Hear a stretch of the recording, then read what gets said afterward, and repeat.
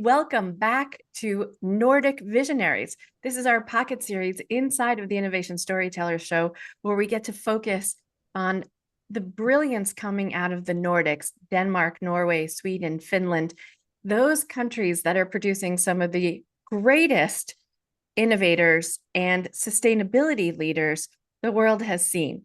Well, today we're taking a very interesting kind of cross-cultural path because I have the good fortune of interviewing someone who's here from the United States, but spends a lot of time thinking about what's happening in the Nordics and what we can learn from those countries. So I want to tell you a little bit about my guest, Robert Strand. And Robert is at Berkeley. He is the executive director of the Nordic Center at UC Berkeley and executive director of the Center for Responsible Business, as well as a lecturer at the Berkeley Haas School of Business. He's also an associate professor at the Copenhagen Business School. His research and teaching focus on comparing US and Nordic approaches to sustainable business and examining American and Nordic varieties of capitalism with the aim of contributing to realizing sustainable capitalism all over the world. Robert teaches a suite of courses like Sustainable Capitalism in the Nordics, which leverages his forthcoming book, Nordic Capitalism, Lessons for Realizing Sustainability, Capitalism with Cambridge University Press.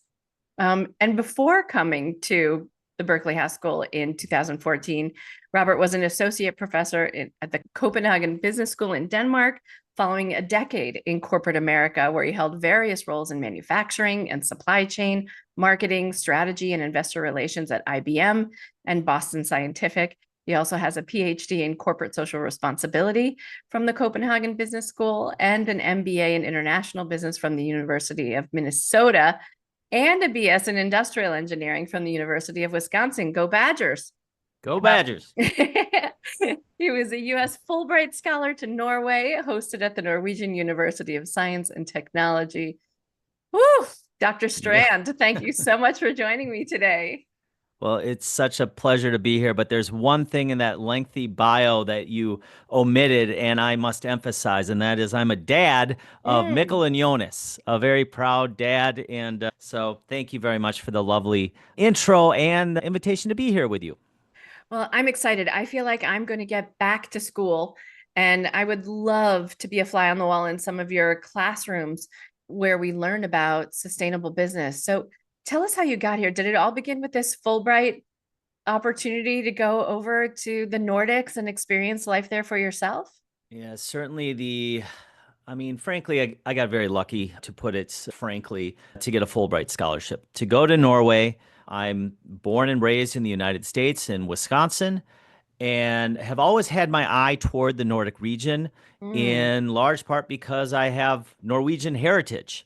And so Norway had a real special place in my family growing up, and the Norwegian flags would come out around the holiday seasons. And I always associated the Nordics as something from the past. It was from my great-great-grandparents. And it was then that Fulbright scholarship to Norway, 2005 and 6, when I turned my attention toward the Nordics in a modern context. And since then, fast forward 20 years, and here I am at the University of California, Berkeley. And one of my roles is, as you said, director of the Nordic Center at UC Berkeley. So it's been a long path, but that Fulbright scholarship to Norway, oh, that was just instrumental. Yeah, it's amazing how those younger experiences, right, wind up changing our whole way of thinking about ourselves and our futures. You teach a very interesting class called Is Capitalism Sustainable? Through the lens of the SDG goals, or Sustainable Development Goals. And in that class, you compare Nordic and American varieties of capitalism. Why was that important for you to teach young minds about this contrast? It's a great question, and it relates very much to my experience as a Fulbright in Norway. So until I stepped outside of the United States of America, I really didn't understand what the United States was, and I certainly didn't understand what this thing called American capitalism was, until I had an opportunity to compare it with a different variety of capitalism that I experienced in the Nordic region. And that opened my eyes to possibilities, things that I had been told in my MBA program, told in corporate America were impossible, infeasible, or maybe socialism. I came to learn, well, maybe they are possible, maybe they are feasible, and maybe they aren't socialism. Maybe we can offer folks access to healthcare and education in a capitalistic context. So that comparison between the US and the Nordic region that I experienced firsthand as a Fulbright, I desire for more American MBA students to have that sort of comparative opportunity. And that's what these courses are all about, called Sustainable Capitalism in the Nordics. Question Mm, mark. And there's a question mm. mark in that course title that's very important in our consideration. Yeah. And I know you're taking a group of students over to the Nordics to check it out for themselves, right? That's right. I've now it's been I've lost count, but 2,000 or so American students that I've had the privilege at the University of Minnesota, where I first started these courses many years ago, and then the Copenhagen Business School, and now the University of California, Berkeley, to bring cohorts of American MBA students on study tours. And over spring break, I'll be taking another group here from the University of California, Berkeley, to explore considerations of is this thing called capitalism? Can we make it sustainable? To consider that firsthand through comparisons with the Nordic region. Yeah. So I'm really curious, from this class, what are you what do you think are some of the takeaways if we had the opportunity and we went through this experience with you at the end? What business leaders, like listeners of this show who thrive on innovation, recognize sustainability more as a regulatory or a shareholder responsibility than perhaps, part and parcel of how we think about doing business? What can innovation leaders begin to think about sustainability that maybe they haven't factored into their rubric? Well, there's several responses to that. I'll try to be succinct here. One is that innovation can thrive within constraints. Constraints are enablers, and we have to be creative within constraints. And there is a very important constraint that comes to us from the Nordic region, an idea from the Stockholm Resilience Center, and that constraint is called planetary boundaries.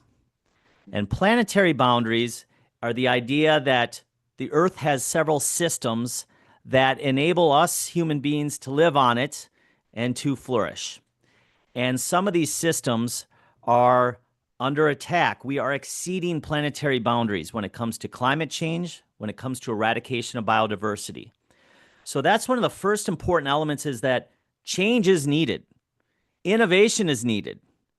And innovation broadly defined, from new products and services to also regulatory and policy innovations. We've gotten so efficient at consuming the Earth's resources that we're actually exceeding what the Earth can regenerate on an annual basis. Mm, So that, I would start with that broad idea, and that's what we start this class when we ask the question, is capitalism sustainable? The answer is, at the moment, no. mm. But then it's a two-part, and we must make it sustainable. Right. Because it's not that it couldn't be, right? It's just that in its present form, it has a desire to create more consumption than production. And as a result, the wheels of production must spin endlessly, even if it's to our own hindrance when it comes to the climate and our sustainability. That's absolutely right. Mm, So it's not that capitalism couldn't be sustainable. We just haven't been able to make it sustainable yet.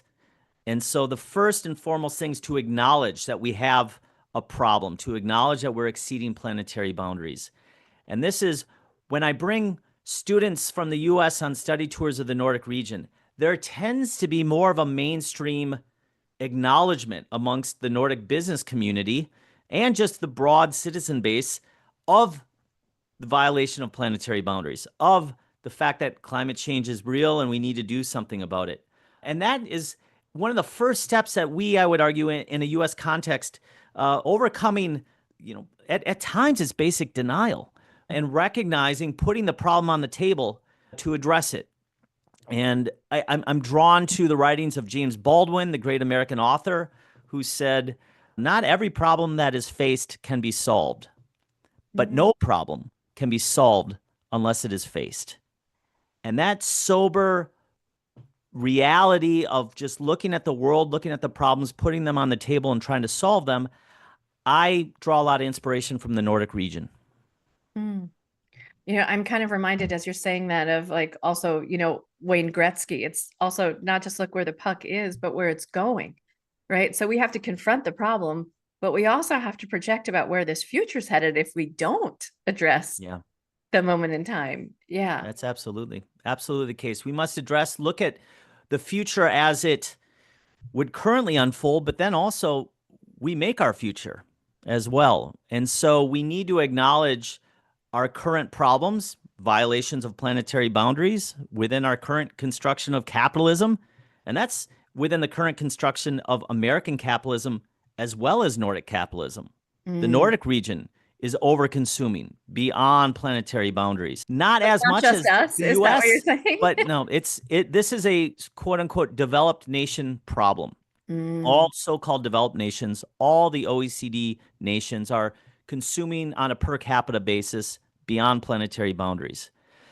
But the Nordic region, I believe, the version of capitalism we see in the Nordics that I would describe as democratic capitalism, it has the ingredients, it has the processes rooted in these democratic principles, rooted in strong democratic institutions to actually establish the kinds of policies that we need to make capitalism sustainable. So when you look at the biggest differentiators between these two, maybe it's from a cultural lens or even the process itself, how do you how do you define those big differences between Nordic and American capitalism? Yeah, there are two kind of varieties. There's a stream of scholarship called varieties of capitalism, and they help to put some labels on different ways of organizing societies from an economic standpoint and beyond. Mhm. And I'll just say, from an American perspective, it was illuminating for me to go to the Nordic region because it helped me understand, oh, there are different varieties of capitalism out there than just American capitalism. There is what I've come to see as Nordic capitalism, and you could call it different things. Other folks call it stakeholder capitalism, whereas in contrast, American capitalism, many folks would refer to it as shareholder capitalism. And in shareholder capitalism, the idea is that business exists to maximize profits for the shareholders. And then there are many assumptions built underneath that. Assumptions that, and if businesses do that, then they'll create jobs and good products and services. And so the stakeholders will be taken care of, so to speak, if In theory. business just focuses on business. Mm. Whereas in the Nordic region, stakeholder capitalism is the idea that we need to deliberately take into account the interests of a broader group of stakeholders than just the shareholders. They're very important, the shareholders are, they're the financiers. And we also need to consider communities, we need to consider employees and beyond. And additionally, and how I come to really find it's very helpful to frame up that the Nordic variety capitalism, you could also describe it as democratic capitalism, Mm. where power is more dispersed in society through things like labor unions having strong power and more on the level of employers.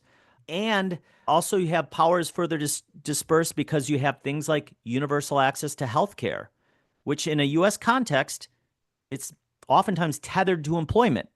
Right. So it's at the whims of the shareholders effectively to say whether or not, or the degree that folks have what we call benefits in the United States.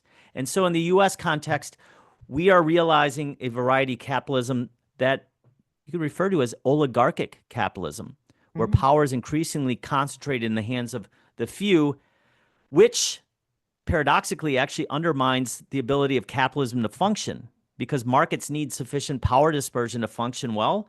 And you also need to be able to have policies put in place by elected officials that are we can see evidence that maybe are being undermined as our democracy is under a bit of threat these days. Mm. And that shift is important, right? And I think on the lines of innovation, when we think about, this stakeholder capitalism versus shareholder capitalism, you also discuss three areas of innovation where business leaders can really begin to think about applying some of these principles, or at least looking at the different dynamics, right? We talked about the role of business leaders and how they might need to change and innovate over time, implementing sustainable technologies as part of the innovation process, and how we even structure our companies, right? Even our industrial foundations, how we think about these, how we structure our businesses to incorporate both innovation and sustainability together. It sounds like, and I've interviewed many guests from the Nordics now on the show, it seems like this is a primary thought process rather than a last minute, let's apply the fixes to make these things work, whether it's, executive training and development, whether it's the technologies themselves, or even the industrial application of them. Sustainability comes as an afterthought when innovation is in the driver's seat sometimes.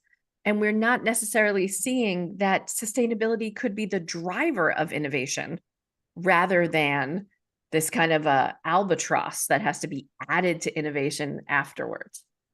Yeah. No, there's some excellent points in there, and sustainability being the driver in innovation. It relates to the idea of constraints, of innovating to address our greatest challenges, like exceeding planetary boundaries. We need new products and services to address these challenges. How can we live a good quality of life, all of us? We all, we need some things. We need to eat. We need to get to and from work. Hopefully we can take a vacation or two with our families. These are all things that consume the Earth's resources. Well, we need to figure out, how do we do that without violating planetary boundaries, without contributing to climate change, without eradicating biodiversity. These are, at least in part, innovation challenges. And that relates to a point on policy innovations, is that we need innovations in our public policies. And this is something that I point to American business leaders as a role I would argue they must play that they haven't historically played. And that is the American business leader to get comfortable becoming a lobbyist for society first and their company second. And this is the kind of role that I see American or Nordic business leaders more often playing, to lobby on the interests of society first and their company second. And I think that's the right order. Because if that's we been want, a long time, Robert, right? Pardon? It's been a long time since we had, the millionaires of the world, like, the Rockefellers, and say what you will about their sustainability impact, but like, there was always a thought to giving back to a society. There was always this mindset that if I make this, if I'm able to achieve this, it's part of my responsibility to give back, right? Or at least to have a thought process about my community. And I would suggest that this is where we need to even go beyond those historical traditions of the Rockefellers, the Carnegies, who by and large their giving back was in the domain of philanthropy. And what we need is the not giving back retrospectively, but giving throughout one's career, where American business leaders are so in tune with the challenges of the world that they recognize the power of business can address these great challenges. But how do we do it in a manner where you make it profitable for companies to be sustainable? That requires us to get the policies right. So I'm arguing, how do we achieve such a thing as sustainable capitalism? Well, capitalism relies upon markets functioning. Capitalism relies upon pursuit of profit. So we need to get the policies right so that sustainable companies, so that companies with sustainable products and services are wildly profitable, and the unsustainable ones are wildly unprofitable. And in the U.S. context, we've got this backwards in many cases. We are incentivizing fossil fuel companies, for example, through these deep subsidies. That should not happen. We should make renewables should be the profitable. And this is what I've seen Nordic business leaders on the whole getting it more right than wrong. And that is leveraging their power and their engagement in society to try to get the rules of the game right for society. and then compete like hell within it. And more often than not, I've seen American business leaders leverage their power to say, cut my company's taxes. And it ends Mhm. there. Mm, really, really powerful. So, and the robber barons were slated as such, right? Because it's not like they were doing good necessarily for the community. It was a philanthropic, separate from kind of association, right? As opposed to the corporate social responsibility that was so much part of our ethos for the last, I don't know, 10 or 15 years, or at Yeah. least trying to be part of making that part of our ethos. I'm curious, having spent so much time in the Nordics, what do you think it is about the culture that one is about practice, right? Innovation in our business, but what's happening outside of the boardroom that makes this part of how people show up to work because that's how they live at home? Yeah, it's the cultural norms of the Nordic region. It's not by design, but just they tend to be very supportive of engaging with some of these really wicked problems that are our great sustainability challenges. And by that in particular, cultures of cooperation and consensus building, which are so deep seated across Nordic societies. And you can very quickly tether those to longstanding traditions of democratic practices. Democracy demands that we come together and build consensus on what actions we take. And by all measures, the Nordic region demonstrates the strongest democracies in the world. Mm, So these are all two sides of the same coin, democracy and cooperation, consensus building. So these are some cultural norms that then are also embedded in structures of Nordic societies. So the tripartite model, which is pervasive across the Nordic region, refers to the three parts of the tripartite model, that is employers, labor, and government. And because of the strong labor unions across the Nordic region, you have collective bargaining agreements every 2 or 3 years that determine wages, for example. And mm, it's an ongoing negotiation that really is rooted in cooperation and consensus building. And that is one of the biggest surprises to many of my American students when I lead them on study tours to the Nordic region. We'll always visit with labor unions, and we're always visiting with employers.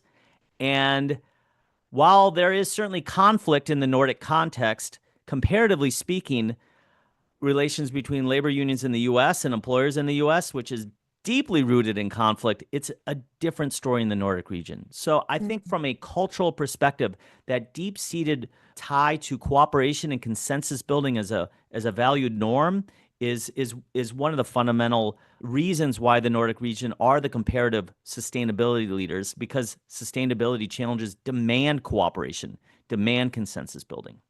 mm. Just the fundamental principles of sustainability, right? Some of our other guests have talked about we just love being outdoors. We just love skiing in the middle of winter. We just love it that, we have 6 months of sunshine and then it goes away. So we value these green spaces, this fresh air, perhaps more than you do because your country's really big and you have lots of opportunity to see it all year round. But the engagement with nature, I think, is really fascinating. But to your point also about labor, and frankly that everyone gets to enjoy nature, there's a certain sense of equality that says everyone's entitled to this. I'm wondering if you're going to take your students to a McDonald's in Norway to see workers there getting $22 an hour. Well, they may, I won't be taking them, but they may on a late night be visiting a McDonald's. That has I happened don't before. I And don't then, of know. course, yes, that it's interesting. I do encourage my students, as they would naturally, but I really encourage it to have a conversation with, for example, the McDonald's worker who, yes, in Denmark and across the Nordic region is making over $20 an hour and also has access to healthcare, access to education. And then the typical American response that I get a lot is, well, nobody can afford a Big Mac then if you pay people that much, right? Well, You're right. wrong. All those stores are suffering. I'm sure they're No, all yeah, going out of no, business, there's right? no shortage of hamburgers in Denmark or the Nordic region, and yes, it does cost more. A Big Mac in Denmark, for example, is about 7% more. It's like last measure was like $5.15 US, $5.15 versus $4.80. So 7% more for that Big Mac. But when you're a McDonald's worker and you're making over $20 an hour and you have access to healthcare, you can afford that. That's Uh, right. and there are still McDonald's being built. So it's not that the company overall is unprofitable. So I think the McDonald's example is actually a really good one to raise awareness of how different can actually work. Yeah. And we'll see what AI does to that beautiful labor balance, in the Nordics, as it will disrupt all of the labor markets around the world. AI and the future of work, I mean, these are some, mega trends that, of course, all of us, anywhere you live in the world, any industry that you're in, you will be touched by. And the outcomes are uncertain. But I find it interesting the structured dialogue in the Nordic region because of these tripartite models that if I'm a betting person, I would bet on the Nordic approach to AI and future of work to be more likely to have outcomes that are beneficial to society. Hmm. And in April, we hosted at the University of California, Berkeley, a really wonderful discussion that we titled AI and the Future of Work, Norway in Conversation with California. Hmm. And the Crown Prince of Norway came, who's a Wow. Berkeley alum who we're very proud of, Crown Prince Håkon, and the heads of the Norwegian tripartite. So the head of government, the head of the labor unions in Norway, and then the head of the Employers Association. And that cooperation, consensus building between the three of these heads, who represented the Norwegian tripartite model, it was really quite inspiring. Hmm. How that ongoing dialogue of recognizing we have something so wildly transformative and we don't know what's going to be the outcome of AI, but we do know that regular workers can't just be unemployed without opportunities. We also know that AI is a reality and companies need to harness it for efficiency advances. And there's this very interesting quote, happens to be a former prime minister of Sweden, but it was drawn into the conversation that I think reflects a general Nordic approach to technology. And that quote was, in Sweden, or you could say in the Nordic countries, we don't fear new technology. We fear old technology. Hmm. And this progressive idea in AI, of course, is new technology. So how do we harness it to ensure that that technology is in service of society and not the other way around? I think that's a confident, resilient approach to whether it's AI or anything new coming down, is that we've got the structures in place. We have the ongoing deliberations between key members of society to try to figure this out so it works in the best interest of more members of society. Yeah. I like that approach. Awesome. Robert, you are sitting in the crucible, right? You are sitting right in the heart of San Francisco, inches away from Silicon Valley.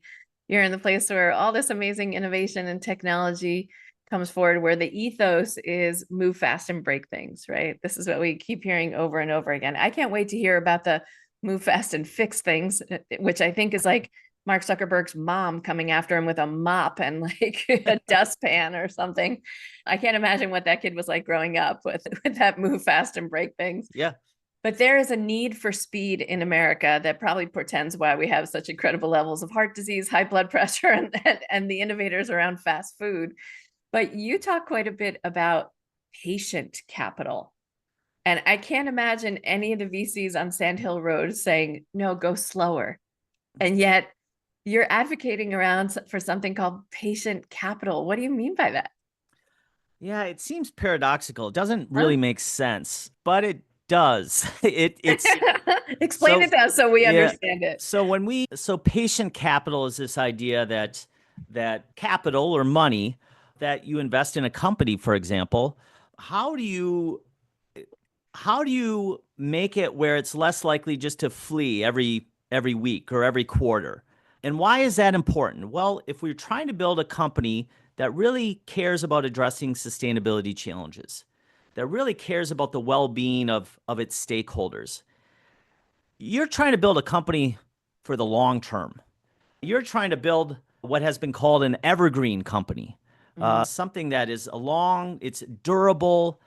And when we think about sustainability, its very definition, which has deep Nordic roots, this comes from the Brundtland Commission, and that's Gro Harlem Brundtland, former Norwegian prime minister. That definition of sustainability comes from the definition of sustainable development, which is development that meets the needs of the present without compromising the ability of future generations to meet their own needs.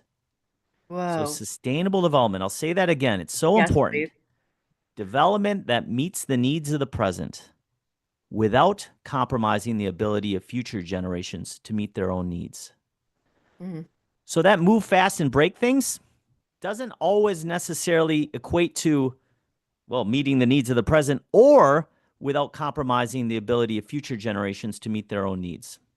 So patient capital is the idea that we want companies that can actually take long-term considerations into view, because nothing is more antithetical to sustainability than hyper short-termism.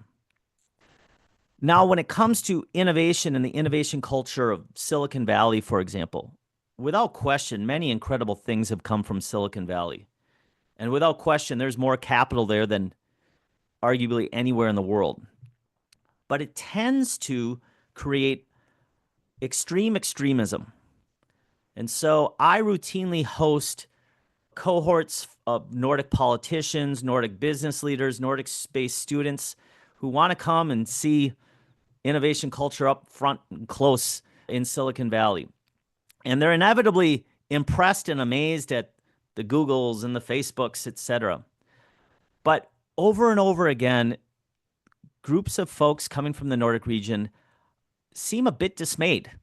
And in conversation, it's, across the street from Meta was, just vast swaths of people without homes. Mm.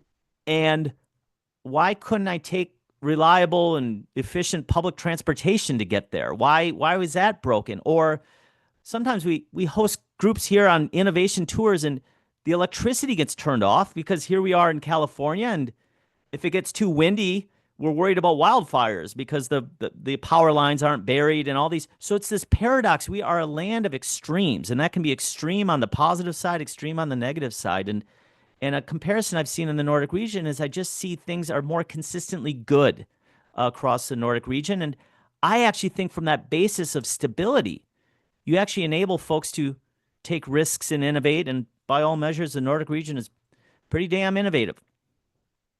So this patient capital is about investing in those things that might require a little bit more time, but also ensure the vitality of future generations. Yes. Mm. And with this idea of patient capital, The Economist in late December of 2024, very recently, ran a great article that was titled succinctly, "Why Are Nordic Companies So Successful?" Question mark.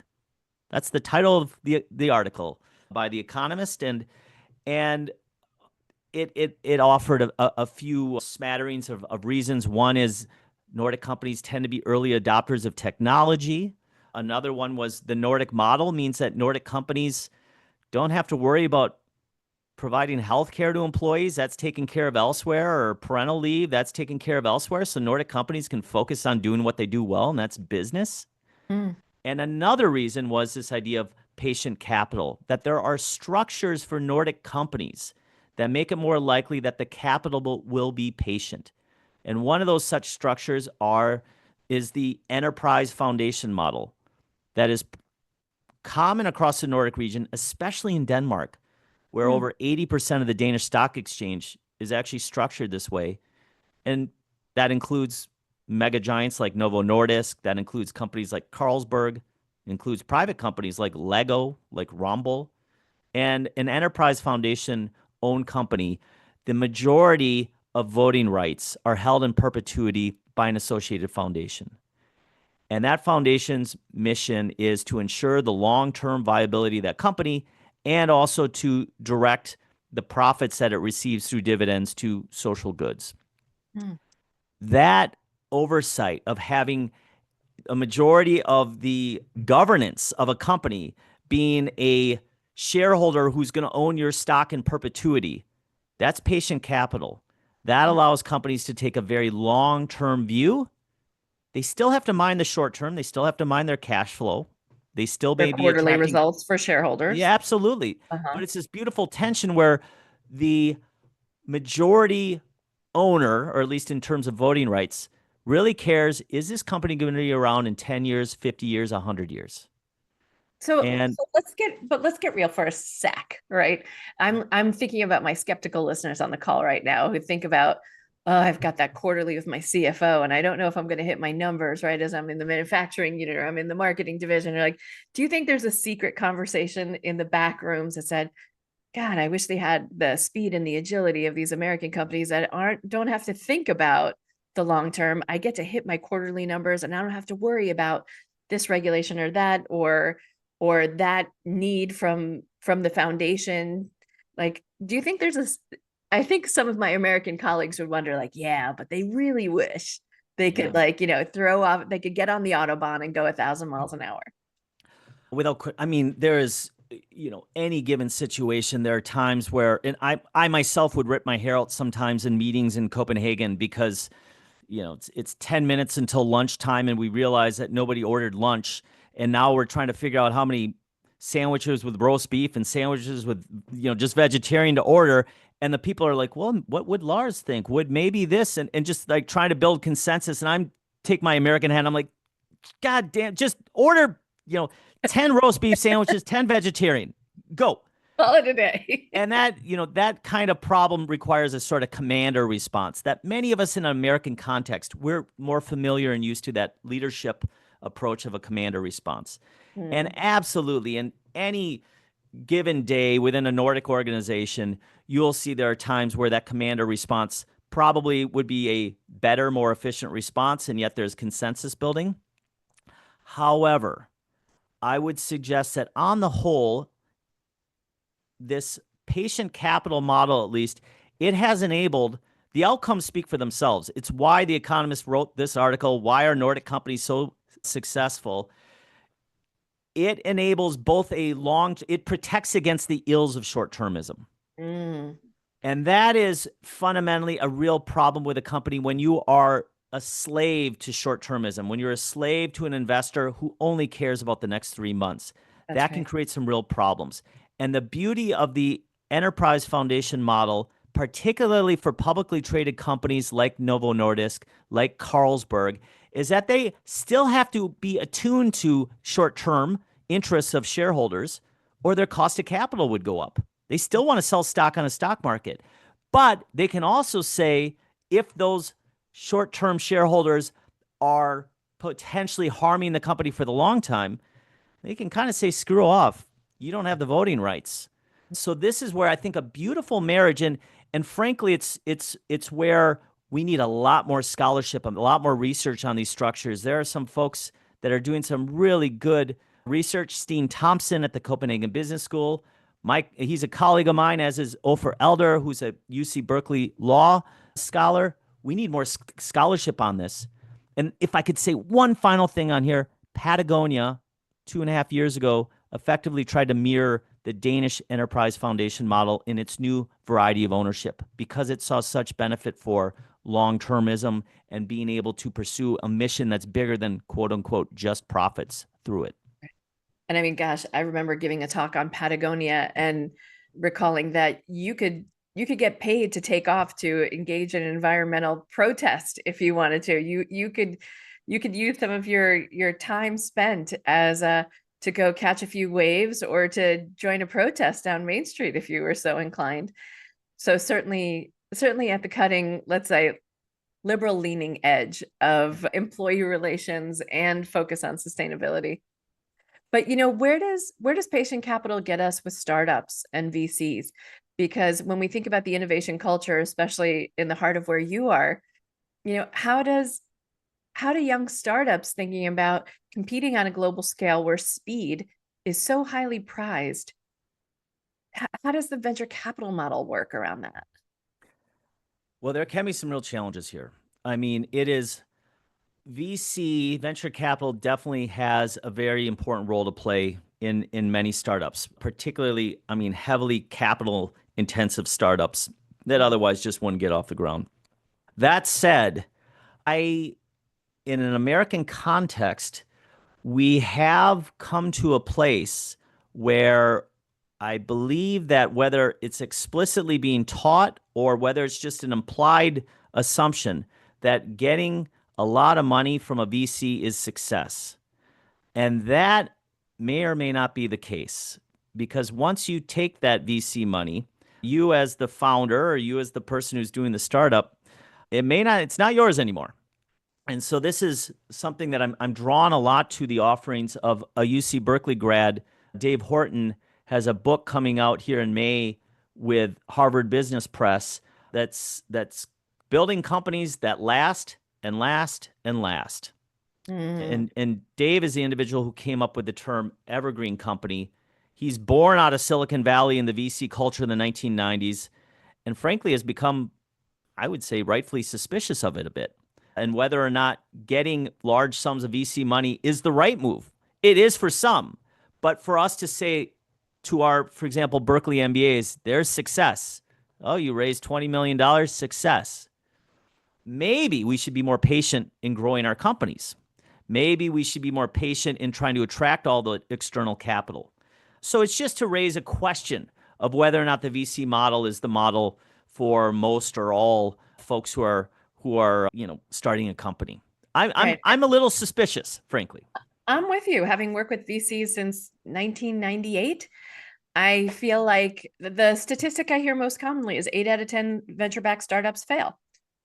Well, Yeah. great. They never wound up showing the promise and return that was initially intended by that investment. And so even the VCs themselves are aware that there's a lot of good money after bad that's thrown in this direction without proof. And when you extrapolate that into the corporate space, right, of we've learned certainly from Silicon Valley that great pilots and great pivots take lots of small little agile steps to figure things out before throwing $20 million at an idea, right? That's critical. Yeah. So, but I wonder if some of our, I worked with a French accelerator for a while, and I noticed that there are a lot of amazing founders, and they all went home at 5:00. Yeah. And I said, "Where are you going?" Completely unfamiliar with an ethos of a founder that wanted to actually go home at a decent hour. And they said, we have 2 years since quitting our jobs to have a runway to try out this entrepreneurship stuff. And I would always find the folks who had the last 3 months on that time frame, that 2 years of unemployment served, suddenly everybody was sleeping under their desk in those last 3 months. So there's a feeling sometimes in the United States too that, oh, they're soft and life is too cushy for the real grind, right? That is entrepreneurship. I feel like there are entrepreneurs now who are saying it doesn't have to be this way, but the mindset of entrepreneurship really has always been that way for us in America. Do you think the Nordic startups have something to teach us, like the Spotifys of the world have something to teach us about this too? Yeah, I mean, there's a lot to unpack in those offerings. Just a few reflections. One is that obviously you're starting up a company and it's your blood, sweat, and tears and your life. That's a different stage than necessarily a steady state stage elsewhere. So I recognize that that's a different kind of stage. However, this narrative in the U.S. business context that almost seems to glorify suffering and glorify not spending time with your children, I reject that. And I reject it also from the standpoint of I happen to be a man, and I think it's mostly men that have helped to construct this idea that you got to sleep under your desk, you got to be punished. And here we hear, people like Elon Musk, who is frankly hero worshipped in many circles, expressing similar sort of connotations that's somehow success. Actually, I see that as failure. I see that as extreme failure in a society if that's truly the sort of what we exalt as being good behavior. And I didn't really realize this until I moved to the Nordic region, and I had been coming from corporate America. And then I get there and I'm showing up early. I'm getting in by 7 a.m. even though I'm a PhD student and I'm showing up before 7 a.m., I'm staying until after 6 p.m. And I was confronted by a colleague who saw me in early one day and said, "What is wrong with you? Can't you get your work Love the done?" blunt candor of the Nordics too, It by the was way. totally, Like, I what's was wrong like with a you? deer in the headlights. I was like, what? What is wrong with you? Can't you get your work done during the normal hours? And then, so they kind of put it on me. I'm not efficient. That was the underlying sort of message there. And I was Wow. coming from the American, like, I'm putting my face time in. I'm good, diligent employee here. And then the second thing was, and don't you care about your family? And Oh, that then, and wow. that sticks with me. So I want to be part of constructing an American society where we recognize that we are more than just, entrepreneurs. We're also parents. We're also citizens. We're community members. And how do we celebrate bringing our whole self to whatever it is, to our work, to our home? And that is where I'm troubled by some of the culture of Silicon Valley that I feel gets worshipped in a manner that is toxic, frankly. Mm, well said. I remember I realized that I was a really awful manager when someone had hung up a sign in our break room at my company that said lunch is for losers. And I realized that I had never had lunch away from my desk unless it was with a client. I had never left the office for work. And I was like, oh, I'm doing it wrong. I need to set a different example if lunch is for losers is what my employees are picking up from me. So Yeah. that was certainly a lesson learned. All right, Robert, I'm going to ask you the hot seat questions that I invite all of my guests on Nordic Visionaries to answer. So, who are the Nordic innovators who have really inspired you? I'm thinking about authors and designers, environmentalists, any books that come to mind? Yeah, I would say that. Well, one book that comes to mind here, I've got it next to me. It's called The Nordic Theory of Everything: In Search of a Better Life, a new Partanen. And I recognize here my filter is not allowing me to show it. You just hold it in front You'll of your body, you can see it. you'll have. Oh, that's it. Hey, wow. Hey, you innovated here. I didn't know that practice. Nordic Theory of Everything: In Search of a Better Life, a new Partanen, and a new. I'd like to think I'm an American version of Anu. Anu is a Finnish citizen who moved to the United States and then assesses the Nordic region from the US. And I'm a US citizen who moved to the Nordics and I assess the Nordics as from this comparative method of having my experiences in the US. Anu offers many great insights in this particular book. I'm inspired by her. We hosted Anu at the University of California, Berkeley for a wonderful Nordic Talks event that was co-sponsored by the Nordic Council of Ministers. And the title of that talk was Nordic Parental Leaves: Inspiration for California? Question mark. So I'm drawn a lot to Anu's offerings. There's one individual in the Nordic region that I just have to emphasize who's inspired me, and I'm amongst hundreds, if not thousands of others. And that's the longtime CEO of Novo Nordisk, Mess Olvesen is his name.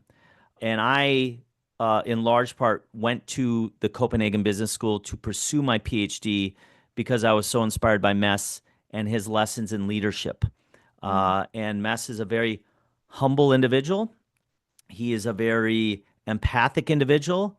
He's a very smart individual. And he demonstrated to me that you could be a good person and you can be a strategic, good business person. And these things don't need to be exclusive. These can be one and the same. In fact, being a good, decent person who cares about the well being of other people and of future generations, that can help to inform you in being a better business person who takes into account more perspectives and takes into account long term as well as short term considerations. So Mess Olvesen is an individual that I'd point to as just being a very inspirational individual. And he'd be the first to refute that. He'd say, "No, Robert," and he's chastised me so many times about saying, "Oh, the Nordics have so many problems," and he'll list them off. But just I would point back to him and say, I think that's one of the reasons why you are so comparatively good is that critical self-reflection and that humility. Mm, beautiful. As we look out over the time horizon over the next 5 years, where do you think we should put our attention? when it comes to the climate and sustainability, especially in light of business? Yeah, we have, it's no secret. We have some major problems in the United States of America. Threats to our democratic institutions, unpredictability, and frankly, just a general aggression that the United States has very recently demonstrated to our historical allies in the world. So one of the I think important things that we Americans must do is make sure that over these next few years, where it seems like the current administration is not going to be a reliable ally to our Nordic friends and other friends in the world, it's all the more reason and all the more need for more American citizens to ensure that their connections with folks in the Nordic region, whether it be through universities or companies or personal relationships, that we do our best to ensure that our friendships are strong. I think that that's so wildly important over these next 5 years in particular. Mm. And then I would say where there's hope in the United States is at a more local level, at the level of the state. I'm here in California. California is the fifth largest economy in the world. We need to engage with Denmark. We need to engage with Sweden. We need to engage with Norway. We in California need to experiment with policies. And this is in the next 5 years, we need to get policies right.